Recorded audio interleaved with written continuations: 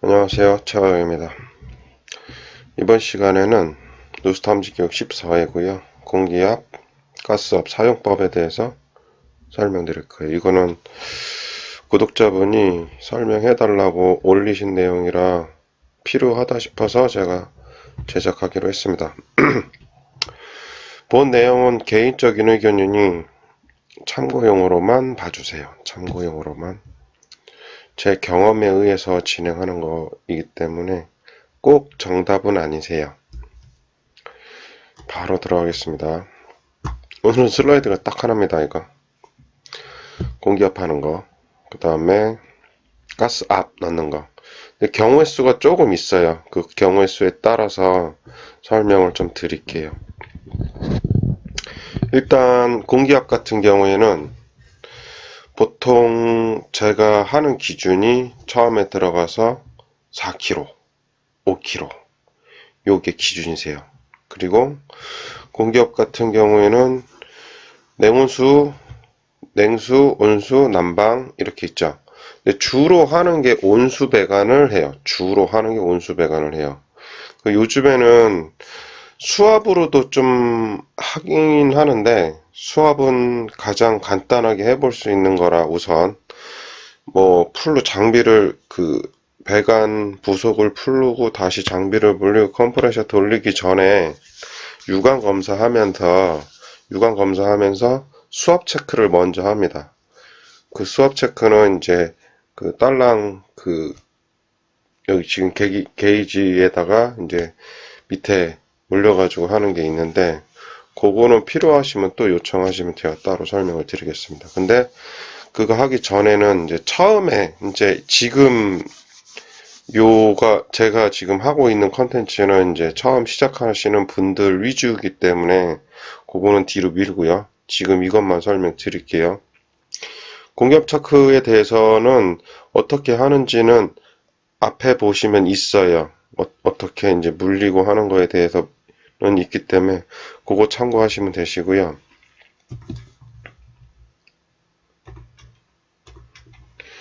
지금 보시면 이게 이제 압력계잖아요. 여기서 이제 처음에 들어가서 2kg, 3kg, 4kg, 뭐 보통 5kg. 근데 저 같은 경우에는 바늘 여기 4, 예를 들어서 4다. 그럼 4보다 살짝 위로 올려요. 살짝 위로 올려야지 여기 떨어지는 게 이렇게 보이거든요. 보통 4kg, 5kg 이렇게 걸어요. 그리고 공기압이 좀 많이 걸어야 될 때가 있긴 있어요. 좀 미세하거나 그리고 적게 걸어야 될 때가 있어요. 적게 걸어야 될 때는 동파이프. 동파이프는 왜 적게 걸어야 되냐면 동파이프 같은 경우에는 이제 막힘 현상이 이제 있습니다. 그러니까 공기압을 세게 집어넣게 되면 그 공기압이 빠져나갈 구멍은 이제 하나, 뭐 두 개 이제 배관 터진 대로 나오니까요. 그 세게 넣어버리면 그 세게 공기가 뿜어져 나오면서 이물질과 함께 막혀버려요. 그래버리면 누수 탐지 자체를 못하니까 동파이프 같은 경우에는 많이 안 걸어요. 한 3kg 정도? 3kg 정도 겁니다. 그리고 뭐 그 외에는 플라스틱이죠. 그 외에는 플라스틱이 대부분이기 때문에 플라스틱 같은 경우에는 보통 5kg. 제가 예전에 이거 경험인데요. 9kg, 10kg도 걸어 봤어요. 근데 안 터져요. 보통 뭐 많이 건다 그러면 한 8kg 정도 걸거든요. 8kg, 7kg. 표준은 이제 5kg 정도. 요 정도 걸어서 씁니다. 그리고 또 한 가지 말씀드리고 싶은 게 계량기에서 냉수 온수를 먼저 봐야 될 때가 있어요. 계량기에서 계량기 하나만 물리면, 그러니까 예를 들어서 개인 보일러예요. 개인 보일러는 계량기 하나만 물리면 냉수 들어가고 보일러 통해서 온수 들어가요. 이렇게 냉수 온수가 같이 들어가는데 계량기에만 물려서 압을 집어넣게 되면 보일러를 또 들어가죠. 보일러 배관에 또 들어가죠. 그 배관은 10kg 이상 동파이프로 되어 있기 때문에 10kg 이상도 견딜 수 있다라고 알고 있습니다.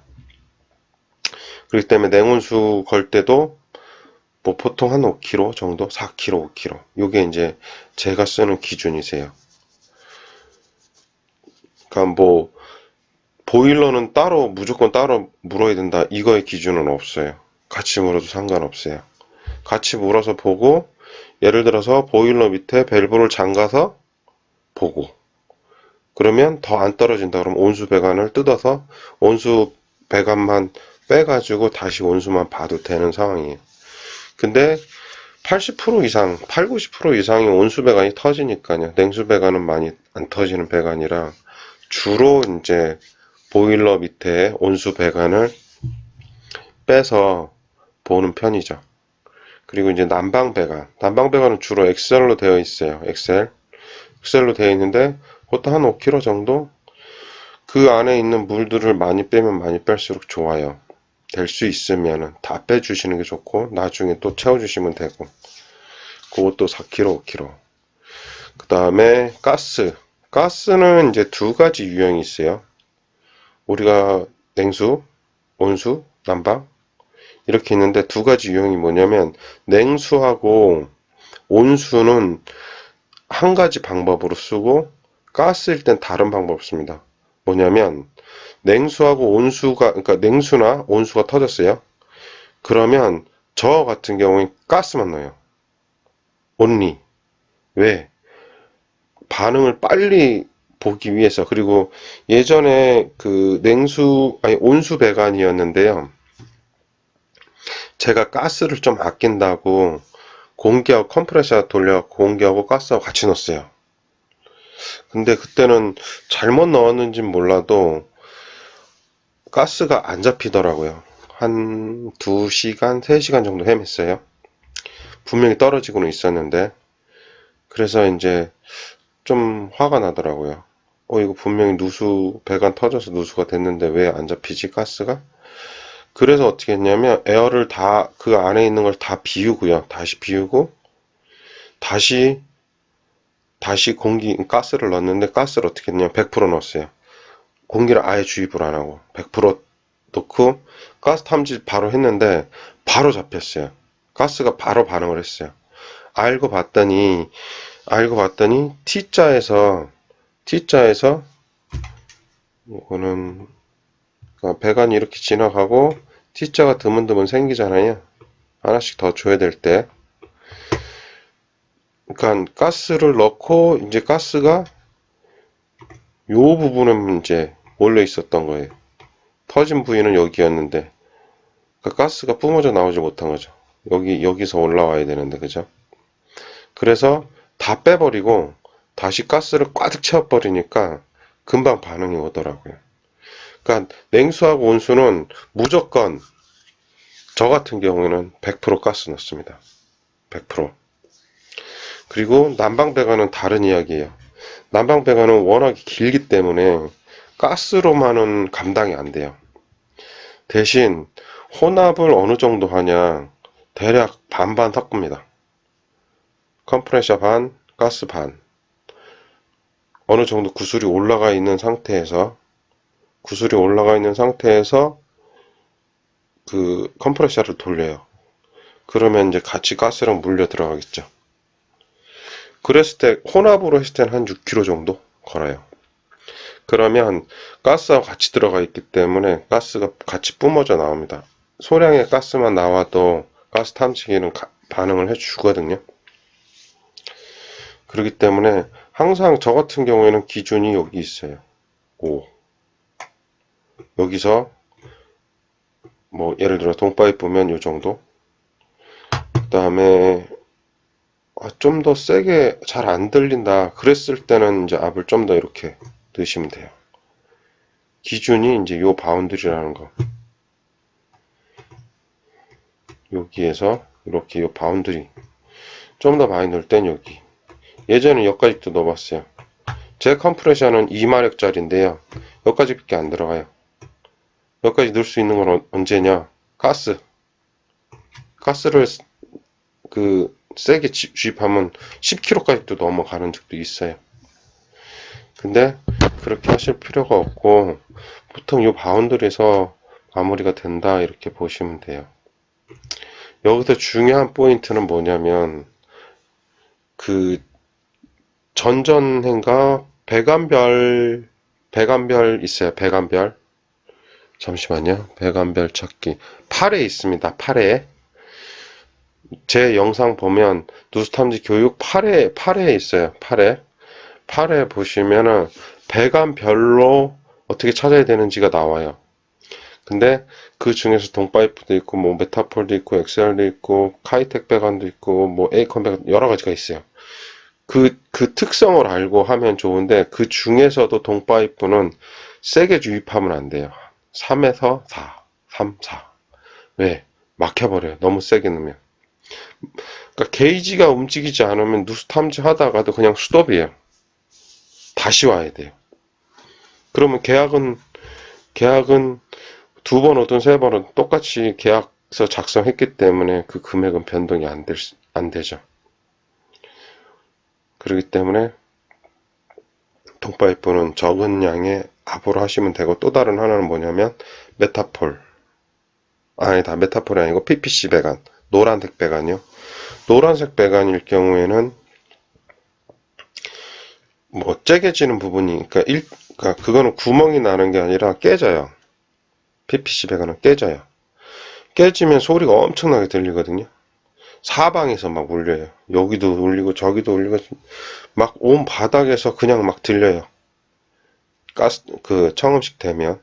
근데 그렇게 할 경우에는 압을 아주 적게 넣고 그 소리를 따라가는 게 제일 중요합니다. 그런 식으로. 그리고 뭐 난방이다 그러면 한 6kg 정도 놓으시면은 탐지하시기도 좋고 청음하시기도 좋아요. 그러니까 배관이 층층별로 있는 건 아시죠? 난방 배관이 먼저, 그러니까 방바닥이 있고 난방 배관이 있고 그 바로 맨 밑에가 냉온수 배관이에요. 냉온수 배관. 화장실은 다른 이야기죠. 하수관이 또 묻혀 있죠. 그러니까 일반 방바닥은 방바닥이 있고 난방 배관이 있고 맨 밑에가 냉온수 배관이 이렇게 있어요. 그러면 생각을 한번 해보는 거예요. 어떤 생각을 하냐? 그러면 누수 탐지하기가 제일 쉬운 배관이 어떤 거일까요?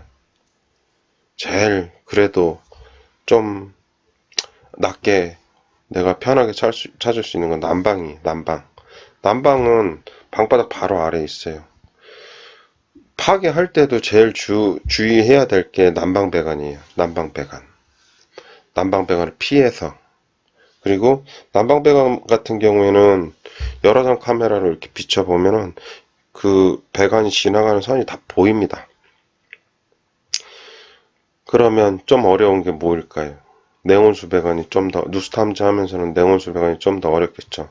특히나 화장실 같은 경우는 되게 깊이 박혀 있기 때문에 좀 더 어려울 수 있어요. 그죠? 그런 거를 감안하셔가지고 누수 탐지를 진행하시면 돼요. 그러니까 같은 집이라고 해도, 예를 들어서 주택이라고 해도 2층, 3층이 똑같은 구조라고 해도 조금씩 틀릴 수 있어요.